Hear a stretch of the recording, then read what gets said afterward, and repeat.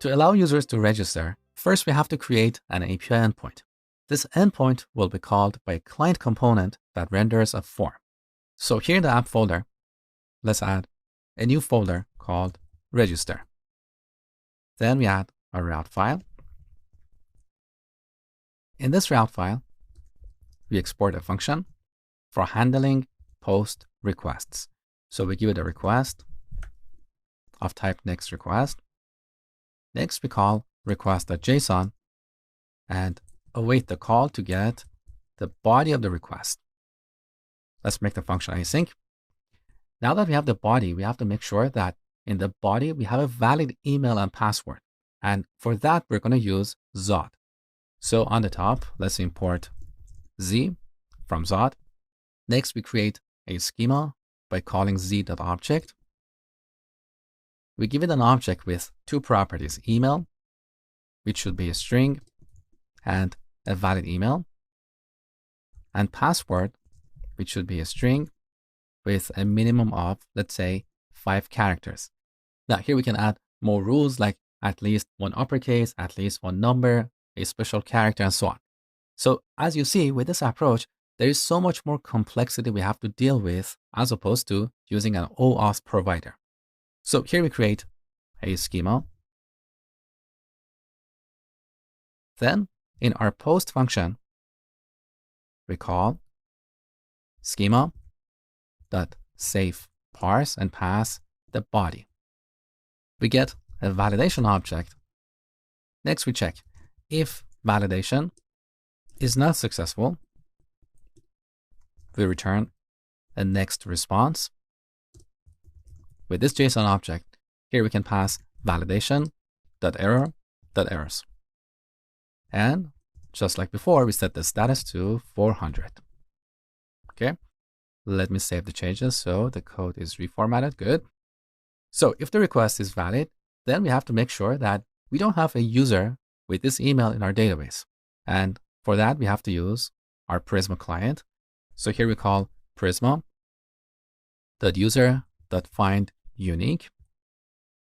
We pass the filter. We set email to body.email.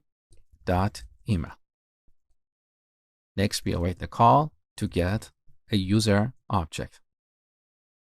Now, we say if, let me scroll up. If user exists, we return a next response. Here we add an object with the error property set to user already exists. And once again, we set the status to 400. Like this, okay? Otherwise, we should create this user. Now to do that, first we have to hash their password. So first we go to the top and import bcrypt from bcrypt. Back to our function. Now here we call bcrypt.hash and pass body.password. Now as the second argument, we can pass a salt or the number of rounds. The higher the number, the slower the encryption, but the more secure. Here we can use 10 and await the call to get the hashed password. Next, we call prisma.user.create. Here we pass our data. We should add two properties here. One is email, which we set to body.email, and the other is hashed password. In a real application, we can have other fields on our register form like name, age, and so on. We don't have to worry about those here, so we just pass the email and the password. Next, we await the call to get the new user. And finally, we return a basic response to the client. So we return next response.json. In this object, we just want to add email, which we set to body.email, or new user.email. Either works. Obviously, we don't want to return the hashed password for security reasons. So we're good for now. So let's test this API. Here in Postman, we're going to send a post request to /API/register. And in the body of the request, let's select raw and JSON.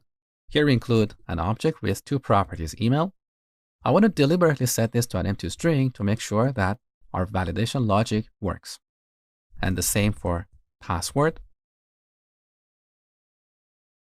All right, we got a 404 error. I just realized that I made a mistake. So I should have created this register folder inside the API folder. So let's move it right here. All right, good. Now let's send this request one more time. All right, this time we get a bad request. And in the body, we have a couple of errors. One is invalid email. The other is password is too small. So validation is working. Now let's create a valid user. So I'm going to add mosh@hamedani.com and the password to 12345. Send. Now we got an internal server error. So let's look in the terminal. We got this error when calling prisma.user.create. It's complaining that hash password is an unknown argument. I'm not sure what's happening here. Let's restart the server and see if that solves the problem. All right, let's post this one more time. All right, it went through. We got a 200 response, beautiful. Now, if we send the same request twice, the second time, we get a 400 error saying user already exists. So now the final step. Let's log in with a valid email and password. So mosh@hamedani and 12345. All right, I'm successfully logged in, but we get this error because we are trying to access a page that doesn't exist. So this is how we can register users. Now, as part of this, we also have to build a registration form, but that is just basic React. I think it's unnecessary to spend time on it because we have to make a form, we have to make it beautiful, we have to implement client-side validation. I've covered all of those stuff in my React course. And at this level, I assume that you know how to build forms with React. So I'm going to leave that to you as an exercise.